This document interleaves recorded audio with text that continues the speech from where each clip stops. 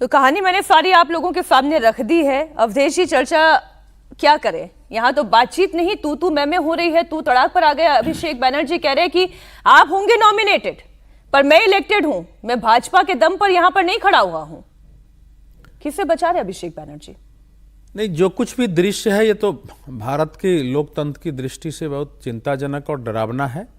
लेकिन इसके पहले भी इस संसद सत्र के मानसून सत्र के पहले के सत्र में राहुल गांधी जी के नेतृत्व में भी सांसदों का पूरा दल पहुंच गया था और चुनाव आयोग ने कहा कि लिमिटेड संख्या में आइए, फिर लेकिन वो बाहर ही अड़े रहे और लगा कि यहीं क्रांति हो जाएगी। देखिए, जो कुछ अभी अभिषेक बनर्जी जी ने कहा है इसका अर्थ बिल्कुल उल्टा है जो वो कह रहे। इसका अर्थ यह है कि पश्चिम बंगाल की ममता बनर्जी चुनाव आयोग को भी उसी प्रकार से दबाव में बनाए रखना चाहती है, ताकि अगर उनके यहाँ पोल रिगिंग हो या जो कुछ भी रिगिंग SIR के दौरान हुआ हो, उस पर चुनाव आयोग भय से कोई कदम नहीं उठाए। मुझे बिल्कुल एक रणनीतिक ये लड़ाई लगती है, क्योंकि जब वहां हो गया है, सूची जारी होने वाली है, इस बीच में आ करके और इस प्रकार से बात करना, उंगली नीचे करिए, कई बार आदमी का उंगली उठ जाता है।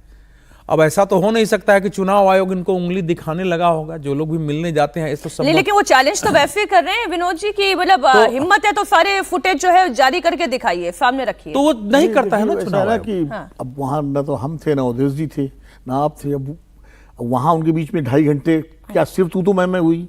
2.5 घंटे छोटा बातचीत तो हुई होगी। वही कह रहा हूँ ना, 2.5 घंटे का मतलब पहले बातचीत शुरू हुई होगी, बातचीत में कुछ बिंदु इन्होंने रखे होंगे, कुछ सा क्लैरिफिकेशन ज्ञानेश कुमार जी ने दिया होगा, उसके बाद किसी मुद्दे पे बात बिगड़ी होगी और उसमें तू मैं हुई होगी। तो खाली तू मैं हुई तो मैं नहीं मानता, क्योंकि अगर तू मैं होती 2.5 घंटे तू मैं नहीं चलती। तू मैं तो होती है, उसके बाद लोग निकल आते हैं गुस्से में। तो 2.5 घंटे का मतलब बातचीत तो हुई है। इसीलिए अब वो CCTV चुनाव आयोग की निष्पक्षता पर सवाल उठे, लोग चर्चा करें, ज्ञानेश कुमार की निष्पक्षता पर सवाल उठे, ये सारे ऐसे क्यों लग रहा है कि उसी दिशा में ये सारे टैंट्रम्स आप कह लीजिए, ड्रामा कह लीजिए, या जो भी हकीकत है, अब नहीं जानते अंदर क्या हुआ, ये सब उसी दिशा में लेकिन लेकर जा रहा है। कल भी हम लोग इस पर चर्चा कर रहे थे। चुनाव आयोग पर असल में क्या होता है, जो विपक्षी पार्टियां होती हैं वो चुनाव आयोग को एक तरह से केंद्र सरकार का प्रतिनिधि मान लेती हैं, जो नहीं मानना चाहिए। जब TN शेषन बिहार में चुनाव करा रहे थे तो लालू यादव वर्सेस TN शेषन हो गया था पूरा चुनाव। खुलेआम उधर से बयानबाजी लालू यादव करते थे, इधर TN शेषन जवाब देते थे, खुलेआम, मुझे याद है अच्छी तरह से। और ऐसा लग रहा था कि TN शेषन जैसे नरसिम्हा राव के आदमी हो। उस समय नरसिम्हा राव केंद्र में कांग्रेस सरकार थी।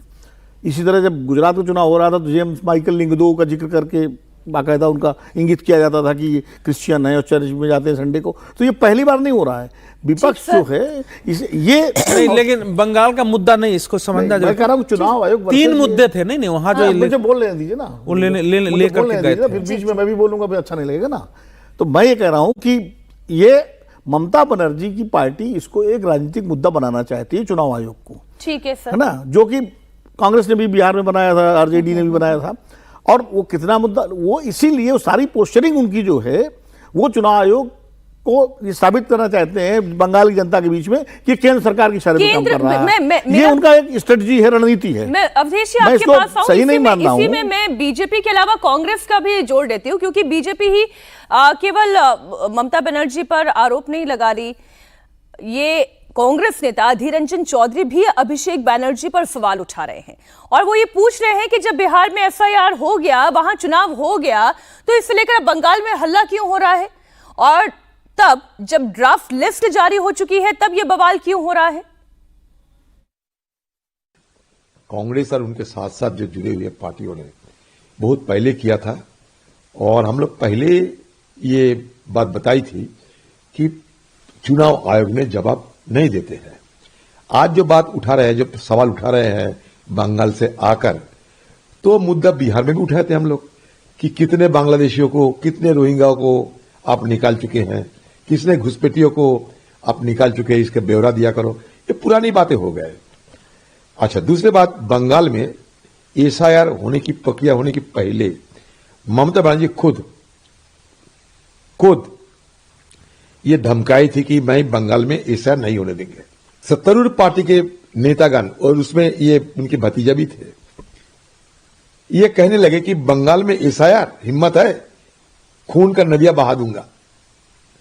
इन्हीं लोगों की, मतलब पहले डराओ लोगों को, डराने का बाद दिखाओ कि तुम्हें हम बचाव कर रहे हैं।